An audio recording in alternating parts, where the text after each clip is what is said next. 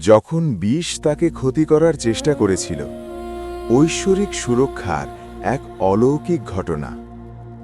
শান্ত আরব ভূমিতে তার সামনে খাবার রাখা হয়েছিল। তার পবিত্র উপস্থিতি উজ্জ্বল সাদা ঐশ্বরিক আলোর মতো দেখা দিয়েছিল। উষ্ণ সূর্যের নিচে একটি ছোট মেঘ তাকে ছায়া দিয়েছিল।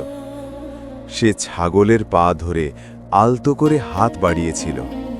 আল্লাহর ইচ্ছায় হঠাৎ করেই তা সরে গেল। লুকানো বিষ তাকে ক্ষতি করতে পারেনি। আশেপাশের লোকেরা ভয়ে এবং বিস্ময় অনুভব করেছিল। আল্লাহ তার মনোনীত রাসূলকে রক্ষা করেছিলেন। এমনকি খাবারও আল্লাহর আদেশ পালন করেছিল। এই অলৌকিক ঘটনা ঐশ্বরিক যত্ন দেখার জন্য ধন্যবাদ। সুমন ইসলামিক ডায়েরিতে সাবস্ক্রাইব করুন এবং ইসলামিক জ্ঞানের সাথে সংযুক্ত থাকুন।